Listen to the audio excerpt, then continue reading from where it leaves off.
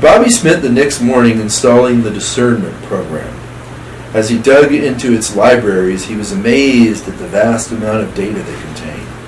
Every movement of the eyes, nose, and lips, and all the possible combinations were cross-referenced with every flavor of age, gender, and ethnicity. But it wasn't just facial expressions. Body movement, tone of voice, vocabulary, everything that could be thought of was indexed.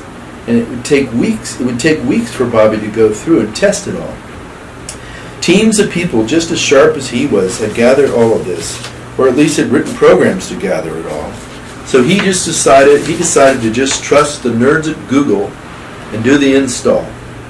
He backed up Lucy's program and data, so if anything went awry, he could restore her previous version. Once the installation and configuration were complete, he rebooted the system and brought Lucy, the new Lucy, online. Lucy appeared in her usual fashion. At first she always looked like she didn't know where she was.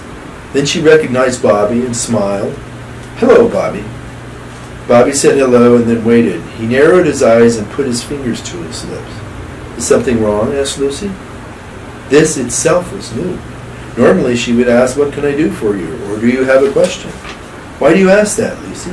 "You look anxious," said Lucy. Wonderful, thought Bobby. It worked. "What made me look anxious?" asked Bobby. "You squinted your eyes and touched your lips. These are indicators of anxiety." He'd have to work on her decorum, but the program was working like a charm. "Let's do what we did last night, Lucy. Look at my expression and tell me what I'm feeling." Bobby gave her a look of wonder. His eyes opened, his mouth agape.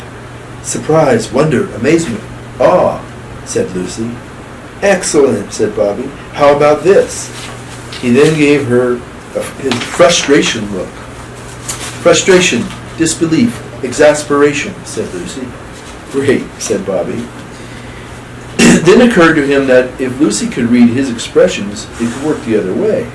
Could Lucy produce complex facial expressions? So far, her capability in that area was limited. He'd programmed her to smile, frown, and produce a rather mechanical-sounding laugh. He was working on her tone of voice, but she was a long way from simulating real human reaction. Could he tap the libraries of Glenn's program so she could generate all those emotions?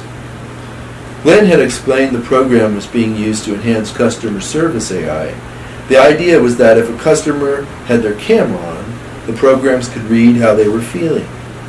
It would take some doing. He'd have to spend a lot of time enhancing the animation layers in the program. But there was no reason why Bobby couldn't write the code so that Lucy and her kind could produce human reactions as well as read them. He leaned back in his chair and smiled. Lucy's voice then spoke up. "Pride, satisfaction, smugness." Bobby took a break and went into the living room to find his mom watching TV again. This time it was an old cop show. 3 men were sitting in a police interrogation room. One was a detective, the second was a person of interest in a crime, and the third man was giving the suspect a polygraph test. All 3 spoke with thick Boston accents. "Now just relax, Jimmy. If you don't have anything to hide, then you don't have anything to worry about." And then Jimmy says, "That's what you say. I don't trust these things. It's a machine.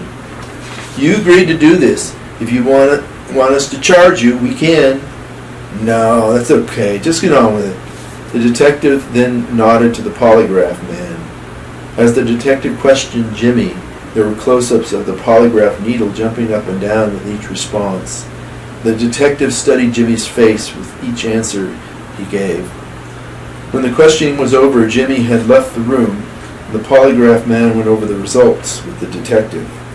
Polygraph man: "Well, when he was asked about being down at the bar at the time of the murder, he was telling the truth. Calm as a cucumber.